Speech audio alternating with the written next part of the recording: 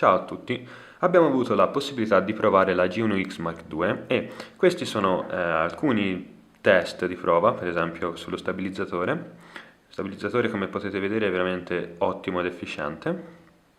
Infatti qui siamo a pieno zoom dove lo stabilizzatore serve e come potete vedere non c'è alcun tremolio. Mentre qui siamo in controluce e come potete vedere si comporta molto bene la fotocamera. Inoltre abbiamo provato anche a fare dei test su come si comportasse sul bokeh, quindi sulla sfocaccia dietro al soggetto e anche per la resa fotografica in generale, insomma, come potete vedere è molto piacevole. Però la cosa che ci interessa di più è la possibilità di controllare la fotocamera tramite l'applicazione Camera Window. Allora, per prima cosa dobbiamo accendere il wifi alla fotocamera e non dobbiamo però connetterci alla rete della zona, quindi non dobbiamo nel nostro caso connetterci alla rete dell'ufficio, ma bensì entrare in modalità punto accesso fotocamera. In questo modo lo smartphone ci potrà riconoscere come sorgente wifi e ci potrà connettere alla fotocamera. Una volta trovata la sorgente della fotocamera, questa ci chiederà di inserire le credenziali, quindi la SSID e la password, se è la prima volta che tentiamo di connetterci. Noi abbiamo già provato in precedenza e quindi ci riconosce automaticamente. Chiudiamo ed entriamo nell'applicazione, nella camera window, quindi. Anche qui la prima volta che tenterete di connettervi vi chiederà un'ulteriore autenticazione, ma noi ci riconosce, quindi come potete vedere ci riconosce come Ollo, che è il nickname che abbiamo impostato per l'applicazione. Ci rimanda automaticamente alla galleria, ma possiamo uscire con la freccettina e ci ritroviamo nel menu principale.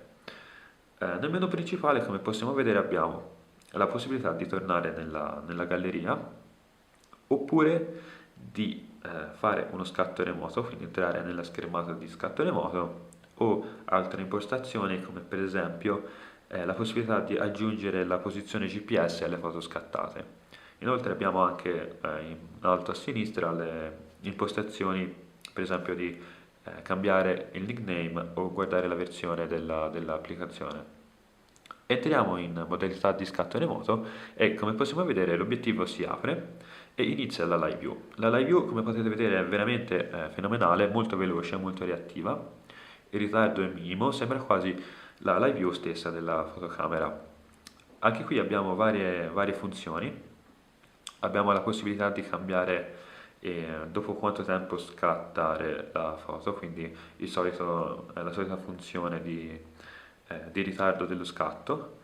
Abbiamo varie informazioni sopra la live view, per esempio abbiamo il numero di foto che possiamo ancora scattare, la batteria, abbiamo anche la possibilità di nasconderle cliccando sul dispositivo e proviamo a scattare quindi con il tasto centrale. Sulla sinistra ci appare la foto scattata, quindi la preview, la miniatura. Se ci premiamo sopra ci aprirà lo scatto, quindi ci farà vedere l'anteprima. Se la vogliamo vedere a pieno schermo, torniamo indietro, qui vedete l'obiettivo che si chiude e entriamo nella galleria.